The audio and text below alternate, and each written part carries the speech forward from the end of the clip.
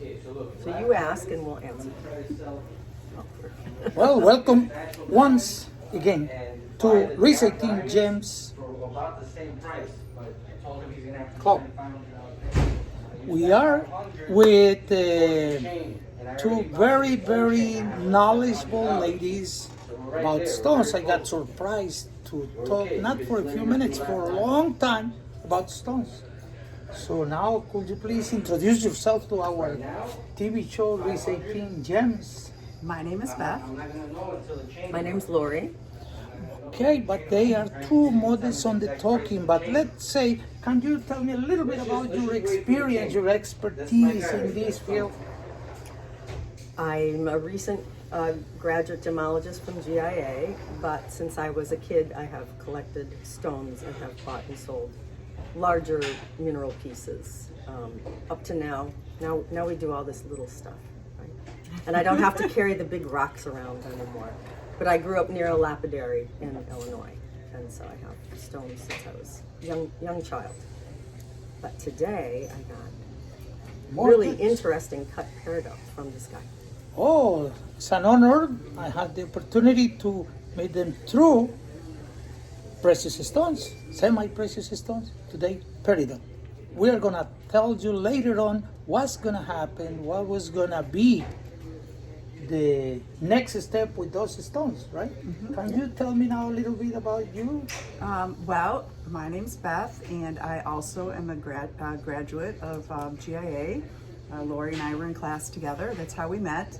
I transplanted here from Chicago, and we're starting to learn more and meet more people here on the street, and it's been a lot of fun. And make pieces. Yeah. All the pieces we're wearing. We make. I've been curious about Connecticut. Can you tell me a little bit about mining, about those goods there, or what are the expectations for our followers, our students? Well, I live in Redding, Connecticut, and there are two mines up there. One is going to be a hessonite garnet. And that one has been pretty well known. The New York Mineralogical Club came up. And then there is back, again, in a large open space. And by the way, all of us got lost on the way there. It was very funny. I don't know, I think there were at least a dozen of us. And we were going to find a feldspar and beryl mine, and then tourmaline. Okay, so what type of tourmalines are you expecting to get there? Because they're very unique, as far as I know, right? Tourmaline. black. Any other color? No neon color somewhere? Maybe Nicolites? No? No? Give me a little bit more about your expectations. But with the tourmaline, the formations are amazing because they have gigantic pieces of mica cutting through them. So you're getting pieces like this. And sometimes there's a matrix of feldspar in there as well. So the pieces that you, literally they're everywhere that you can pick up, are more collector. You know, these are not going to be for jewelry, but, you know, from this size to this size to this size. And they tend to have these interconnected formations, which is, I think, unique to that area. Unique. Yeah, I think so. Siamese type, let's call it like that, more or less, for the people to have the idea. Kind of like that, and like you'll have a piece of mica going right through tourmaline, and you know, back again. Pretty fascinating pieces. Now with you, from everything you saw here, what will be, from your point of view, the real talking piece that you could see this one, that one, and say, well, I would like to talk a little bit about any of these ones? Well, we've been talking today not only about peridots but about opals, right? Because we brought you in an opal. Yeah, pick it up, don't worry. I know Take now. it, yes. Okay, well, let's talk about that. No, talk about that. No, but this was the piece that we brought into Luis to look at. Yeah, let's show it closer because people are curious. This is it. It's a nice opal, and we are gonna make, not me, they are gonna make a beautiful piece of jewelry. Tell We're gonna make the piece of jewelry, but Tell he's them gonna what you're help gonna us. do with the stone. Yes, well, I'm gonna get the best preforming, finishing, let's call it preforming finish, for this piece to create a piece of jewelry, very unique piece of jewelry. As you see, the stone flashes this way, but it's an opal, it has opal formation here, tiny vein, but it's a natural piece. So let's see what's gonna be next. I have a question. When we get it to the point of making a pendant, so I did this with another stone. I did it with that synthetic ruby.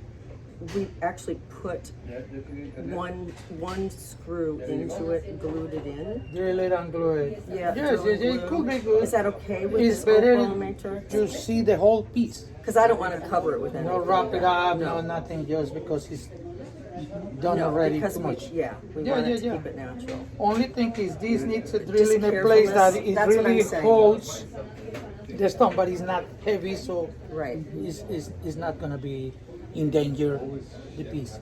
So we'll be with this maybe. We'll come in back and We'll show give you you an the update. the We'll finished show you product. the finished product. What about the trips or any tourists get together in the area, going to some place, maybe with your program, with my program?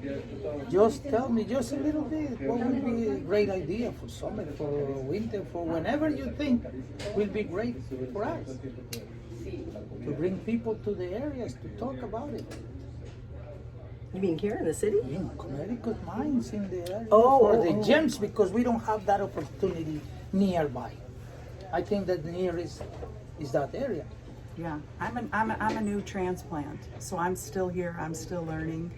I don't have all that much knowledge of the area. I mean, Laurie's been here for a long time. She has a I'm little also bit more from Chicago, information about that. But what about the panning, or maybe near checking the materials nearby, or No, I think New Jersey is where you want to go for that. New Jersey has the best, mining trips, weekends. There's a lot of locations. Connecticut, not a lot. I mean, I happen to know where 2 sites are. But, Okay, so and let's the see. Mineralogical Club came up during the pandemic because they're desperate to get out of New York. But there was digging involved in both of them.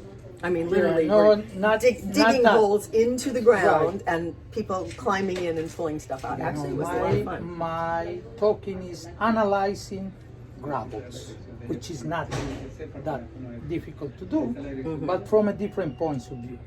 Because sometimes you ask the people, have you ever had the sand, the sea sand at the beach? Have you had it in your hand? Sure. And what will be the answer? What is it? Silicon. From your professional point Shell. of view, or It what could be- else? in Florida, it would be shell And what about quartz? Sure. and quartz. Yeah. Strictly quartz in different forms, but most of the public don't know those things. So maybe it's our duty to start talking and saying something. Well, Teaching them a isn't quartz certain like a thing. high percentage of the entire Earth is quartz, right? 90%, almost everything. Okay, so has been great. Thank you for joining us, and we'll see. We are gonna move to the next stage. Yeah. Oh, Right? Thank you.